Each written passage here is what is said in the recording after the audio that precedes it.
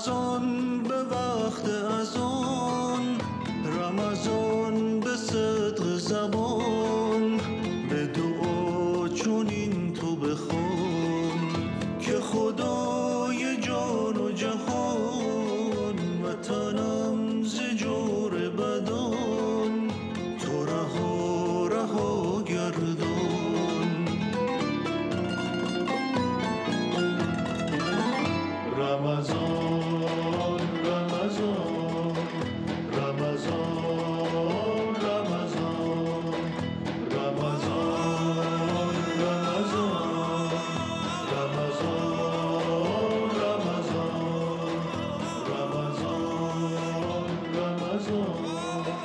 رمضان رمضان کنفرانس بین المللی به مناسبت ماه مبارک رمضان، متحد علیه بنیادگرایی و جنگ افروزی برای صلح و برادری، با حضور خانم مریم رجوی.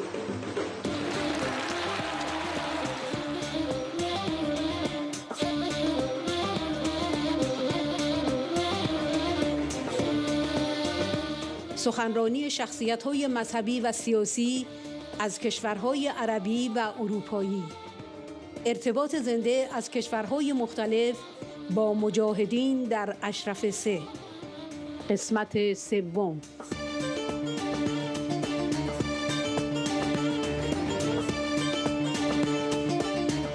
سخنرانی‌های سالم مصلحت، رئیس ائتلاف ملی سوریه، احمد المسیبلی، مشاور وزیر تبلیغات یمن، خاخام موشلوین، نایب رئیس کنفرانس خاخام‌های اروپا، سخنگوی خاخام اعظم فرانسه، خلیل مرون، مدیر مسجد بزرگ اوری در فرانسه.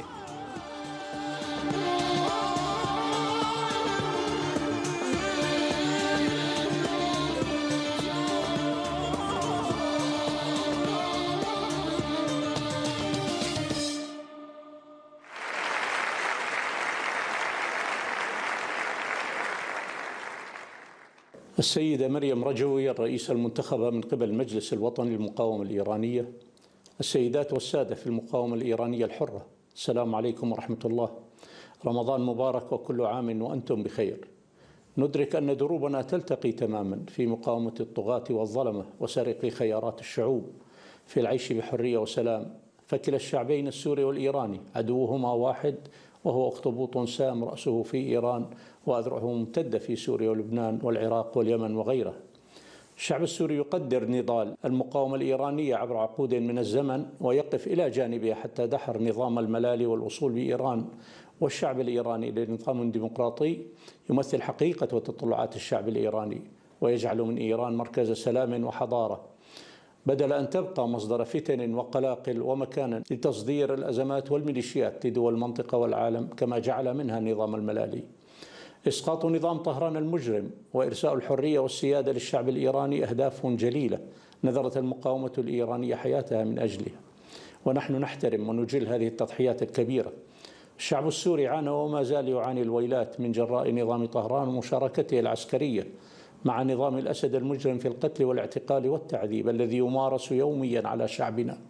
فقد أرسل النظام الإيراني أكثر من 70 ميليشيا إرهابية قتلت وشردت مئات الآلاف من السوريين، وقد حاول الشعب الإيراني أكثر من مرة في السنين السابقة الانتفاضة والتحرك بكل شجاعة ضد نظام طهران بغية التخلص من طغيانه واستبداده ومن شره وفساده، ولكن لم ينجح حتى الآن، وذلك لمواجهته من قبل النظام الإيراني بالقوة المفرطة في قمع أي تحرك من جهة، وبسبب التغاضي الدولي عن هذا القمع من جهة أخرى والسماح بمروره دون حساب أو عقاب.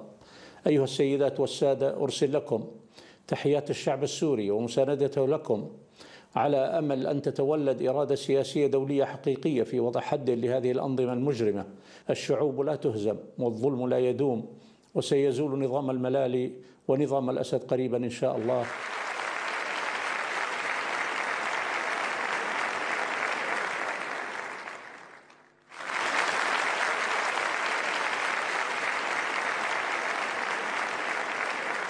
السلام عليكم ورحمة الله وبركاته، أسعد الله أوقاتكم بكل خير.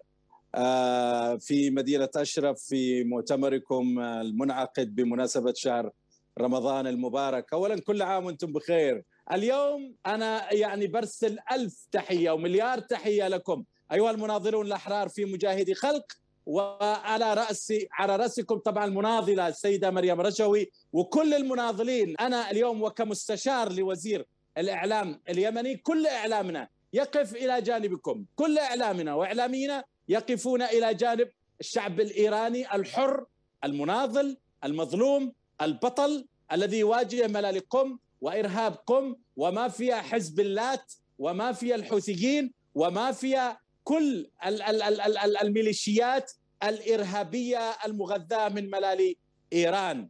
طبعا القضية الرئيسية اليوم نحن وإياكم يجمعنا هو شيء واحد، يجمعنا أنه نحن عدونا واحد وأخلاقنا واحدة وديننا واحد، ولهذا اليوم نحن ننتصر لكم كما أنتم تنتصرون لنا. نحن بحاجة إلى أنه كما نحن صوت لكم أنتم تكونون صوتا لنا. نحن اليوم بحاجة إلى أن نكون معا يد واحدة، سواء كنا في اليمن أو في أي دولة في العالم، في إيران أيضا أو في أي مكان، في لبنان، في العراق، في سوريا.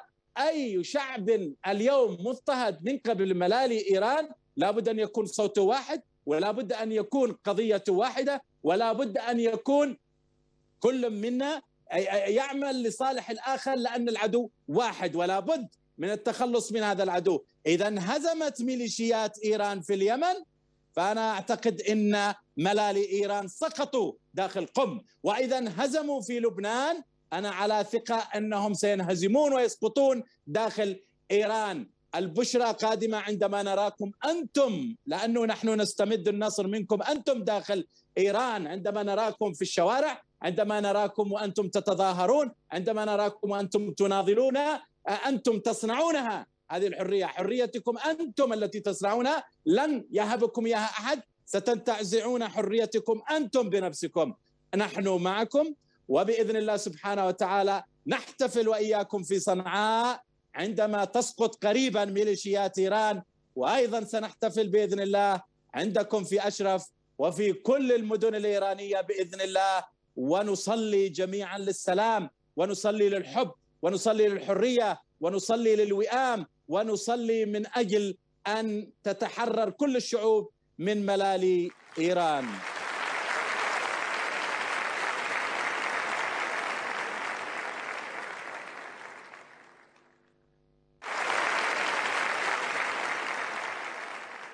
En ce moment sacré du mois de Ramadan chez les musulmans, chez nos frères, je voudrais m'adresser en premier lieu à Madame Mariam Radjavi, à l'ensemble des frères et sœurs ashrafiens et à l'ensemble du peuple iranien et puis aux musulmans du monde entier. C'est un mois de partage, un mois de solidarité qui s'ouvre, qui vient de s'ouvrir il y a quelques jours. Dans ce moment-là, il faut penser tout d'abord à la spiritualité, à nos religions qui ont tant de choses en commun, que ce soit la zakat, chez nous c'est la tzedaka, que ce soit la prière, que ce soit tant et tant de choses en commun que nous partageons. Le monothéisme en premier, et puis un ancêtre commun qui est Abraham, qui est notre ancêtre commun. Nous devons dans ce moment-là de prendre l'étymologie du mot religion qui vient de religare, c'est-à-dire relier les hommes. Et c'est justement ce que fait Madame Radjavi et l'ensemble des personnes qui travaillent autour d'elle pour permettre de relier les hommes et non pas de les diviser. Il est tellement facile de diviser, il était tellement facile de faire la guerre, mais ô combien beaucoup plus difficile de faire la paix. Or, on voit que c'est justement l'harmonie qui doit régner dans ce temps-là de fête de Ramadan. C'est dans cet esprit que je vois depuis de nombreuses années ce combat pour la liberté de Madame Radjavi et de tous ceux qui sont autour d'elle. Cette lutte acharnée pour la paix, c'est celle qui mérite d'être. Eh bien, je pense que c'est exactement la même chose qui doit se produire pour le peuple iranien, la liberté pour ce peuple, qu'il le paye si cher aujourd'hui. On sait ce que la théocratie veut dire. Eh bien, je voudrais en ce temps-là dire que ce combat, c'est celui qui mérite d'être mené, celui pour la liberté des hommes, pour l'autonomie des hommes, pour leur permettre de vivre ensemble en harmonie.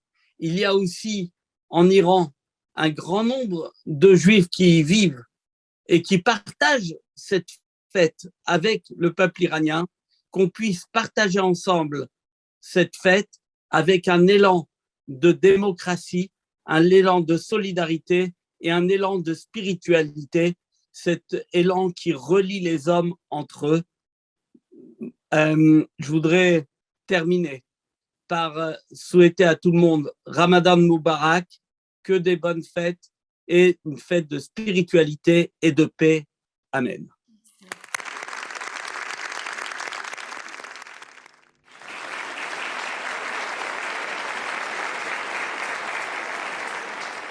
Bismillah ar-Rahman ar-Rahim. Ce Bismillah ar-Rahman ar-Rahim, c'est celui du musulman parfait. Pas de celui qui prétend être musulman et qui tue des innocents. Parce qu'Ar-Rahman, personne ne peut porter son nom que Dieu. Ar-Rahim, nous, on peut partager avec Dieu cette miséricorde, l'un pour l'autre. Bismillah ar-Rahman ar-Rahim, wa salatu wa salamu ala Rasulillah sallallahu alayhi wa sallam. Ce prophète qui est une offrande, un don de Dieu pour l'humanité. Wa ma arsalnaka illa rahmatan lil alamin. Des fois, je me pose la question, est-ce que ceux qui tuent les gens au nom de Dieu sont des musulmans? Ou ils sont croyants? Eh bien, l'occasion que j'ai, que Mme Rajavi me donne tous les ans, moi, je n'ai pas eu la chance comme dans Meskin, parce que j'étais absent lorsqu'ils ont fait le voyage à Ashraf. Je suis venu à soutenir le mouvement de la liberté de l'Iran à cause de Ashraf. Et je me souviens, je me suis déclaré ashrafien. Et je demeure ashrafien.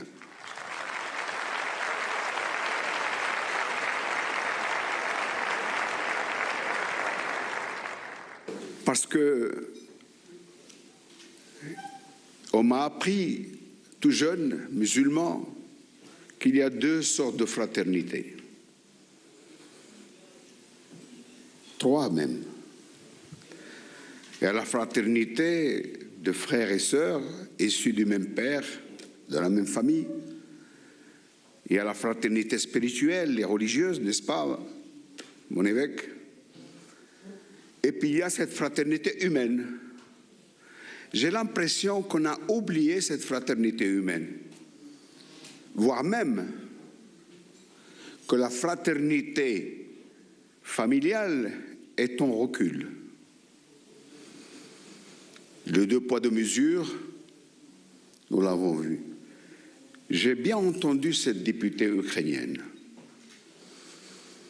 qui disait 42 jours déjà, voilà le massacre. Je voudrais dire au monde entier, 42 ans en Iran, que pensez-vous? Le massacre et le détournement.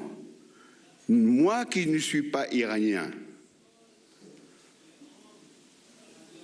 on a dénaturé ma religion, mon islam.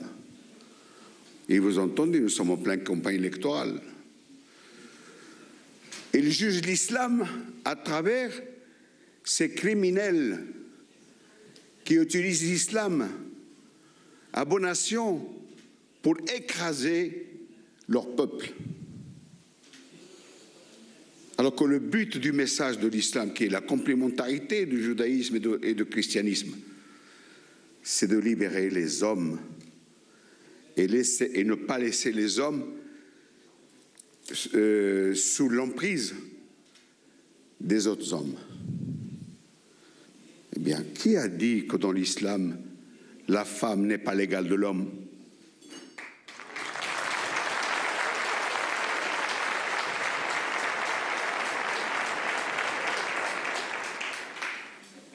Bien, non. Il a une âme. Il a la potentialité d'être intelligente, des fois plus que les hommes. Il a la force de pouvoir diriger un pays. D'ailleurs, il n'y a pas si longtemps, il y a un musulman qui a dirigé un pays, qui a sorti le pays de misère. Je ne me souviens pas de son nom. Où il est le mal? En libérant l'Iran, nous allons libérer notre islam.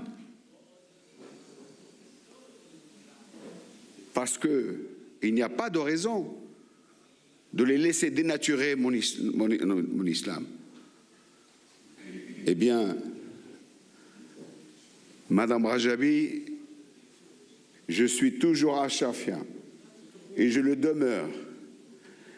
Et je me félicite et je suis heureux que mes frères ashrafiens sont sortis de l'enfer de l'Irak vers pas tout le paradis de l'Albanie. Je suis sûr qu'ils ne vivaient pas le ramadan d'une manière tranquille